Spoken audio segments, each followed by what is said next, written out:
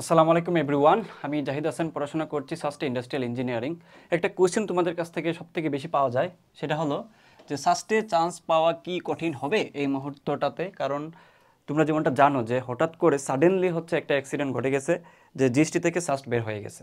তার একটা বড় কোয়েশ্চেন যে ভাই তাহলে আসলে কি এখন কঠিন হবে চান্স পাওয়াটা, যেহেতু ওরা ইঞ্জিনিয়ারিং টাইপের কোয়েশ্চেন করবে। এই কোয়েশ্চেনও এখনও যারা কনফিউশন আছো তাদের জন্য এই ভিডিওটাতে স্বাগতম বলতেছি। বাকি যারা আছো এই মুহূর্তে যদি জেনে থাকো অন্যান্য ভিডিওগুলোর মাধ্যমে বের হয়ে যাও, যারা জানো না তারা একটু থাকো, খেয়াল করো। আমি বলতেছি, বুঝাই দিচ্ছি তোমাকে যে কঠিন হবে কি না। প্রথম কথা হচ্ছে, আমি যদি এক কথায় আনসার দিই সেটা হলো যে ন, এন ও ন। কারণ কি, আমি লজিক দিয়ে বুঝাই দিচ্ছি জিনিসটা, খেয়াল করো। আচ্ছা, এখন আমার কথায় আসো যে তুমি ভার্সিটিতে যেই ধরনের পড়াশোনা করছো এতদিন, ওই যেই পড়াশোনা বা যে টপিকগুলো ছিল, ওই টপিকগুলো কি তোমার সিলেবাসের বাইরের টপিক? প্রথম কোশ্চেন হচ্ছে সেটা, সিলেবাসের বাইরের টপিক? আনসার কি তোমাদের? ডেফিনেটলি হচ্ছে কি নো। এগুলো হচ্ছে সিলেবাসে যা ছিল শর্ট সিলেবাস তাই পড়ছি আমরা। তার মানে টপিক সেম। তুমি ধরো হাইব্রিডাইজেশন পড়ছো, তার মানে কি ইঞ্জিনিয়ারিংয়ের ক্ষেত্রে হাইব্রিডাইজেশন কি আলাদা করে আসবে? মনে করো যে তুমি ডাইভারজেন্স পড়ছো, কাল পড়ছো, ইঞ্জিনিয়ারিংয়ে কি তোমার ডাইভারজেন্সটা চেঞ্জ হয়ে তোমার বিড়াল হয়ে যাবে? ডেফিনেটলি না। তোমার টপিকগুলো সেম, সব কিছু সেম। তাইলে সমস্যাটা কোন জায়গায় ভাইয়া? সমস্যাটা হচ্ছে যে তোমার এই মুহূর্তের প্রপার যেই প্র্যাকটিস এবং প্রপার যেই ওয়ে টু স্টাডি। কারণ এই মুহূর্তে তুমি জানো না যে তোমার কোন পথে আগাইলে তোমার সব থেকে বেটার হয়। বিকজ অফ তুমি হচ্ছে একজন ভার্সিটির ক্যান্ডিডেট। তুমি যদি এই মুহূর্তে জিনিসটা গুছানোভাবে করতে না পারো, তাহলে তোমার হাতে এই যে দেখো 28 ফেব্রুয়ারিতে হচ্ছে তোমাদের পরীক্ষা, ঠিক আছে? 28 ফেব্রুয়ারিতে তোমাদের পরীক্ষা, তো তোমাদের হাতে কিন্তু সময় কম। সো তুমি যদি না জানো তাহলে তুমি দেখতে দেখতে সময় চলে যাবে। বুঝতে পারছো? দেখতে দেখতে তোমাদের সময় চলে যাবে। তাহলে প্রসেসটা কি ভাই একটু শর্টকাটে বলেন তো। প্রথম যে বিষয় সেটা হলো, তোমাকে ফার্স্ট অফ অল তোমার যে বেসিক যেটা আছে, ওই বেসিকটা আর এই মুহূর্তে ইমপ্রুভ করার দরকার নাই। কথা শুনছো ঠিকই, কি বলছি যে বেসিক যেটা আছে ওইটাই এনাফ। তোমাকে বেসিক এখন বাইল্ড আপ করা লাগবে না। তোমাকে এখন মূল ফোকাস থাকা লাগবে কিসে বলো? কে বলতে পারবা? সাস্টের ক্ষেত্রে problem solving capability. Problem solving capability আমি শর্টকাটে লিখলাম। তো সাস্ট যেটা দেখে মূলত প্রবলেম সলভিং ক্যাপাবিলিটি কার বেশি অ্যাকচুয়ালি কোয়েশ্চেন আসলে এখানে দেখো, এখানে দেখবা যে 60 পাওয়া লাগে না, 55 পাইলে সিসি পাচ্ছে সাস্টে। সো তুমি বুঝতে পারতেছো যে কোন ধরনের কোয়েশ্চেন এখানে করা হচ্ছে, তাই না? সো তুমি যদি ঠিকঠাক মতো প্রবলেম সলভিং ক্যাপাবিলিটি গেইন করতে পারো, তাহলে তুমি সাস্টে একটা কোয়েশ্চেন, সাস্টে একটা সিট পাবা, এটা ধরে নিতে পারো। এখন কথা আসে যে ভাইয়া আপনি তো বললেন যে প্রবলেম সলভিং ক্যাপাবিলিটি, এটা এখন কীভাবে গেইন করবো? সময় তো হাতে নাই, ভার্সিটি প্রস্তুতি নিছি। দেখো, প্রবলেম সলভিং ক্যাপাবিলিটি মিনস এইটা যে তুমি ভার্সিটি ওরিয়েন্টেড যে কোশ্চেনগুলো করছো ওইগুলো না, তোমাকে হচ্ছে ইঞ্জিনিয়ারিং টাইপের কোশ্চেনগুলো কীভাবে সলভ করতে হয় সেই জিনিসটার উপরে মূল ফোকাসড হওয়া লাগবে।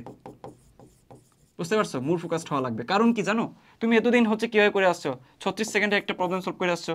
তাহলে এখন তোমাকে 1.5 মিনিট দিচ্ছে সাস্টে, এবং তোমাকে ক্যালকুলেটার অ্যালাউ করতে দিচ্ছে। আগে কিন্তু ক্যালকুলেটার ছিল না, ক্যালকুলেটার আগে ছিল না, এখন দিয়ে দিচ্ছে। তার মানে তোমার পুরো প্রসেসটা চেঞ্জ হয়ে গেল না? তার মানে এই মুহূর্তে থেকে তোমাকে যা বেসিক আছে সেগুলো দিয়ে তুমি মাঠে নামো। মাঠে নেমে কি করবা? সুন্দর মতো সাস্টে যেই টাইপের কোয়েশ্চেন আছে সেগুলো সলভ করা শুরু করো, প্র্যাকটিস করা শুরু করো।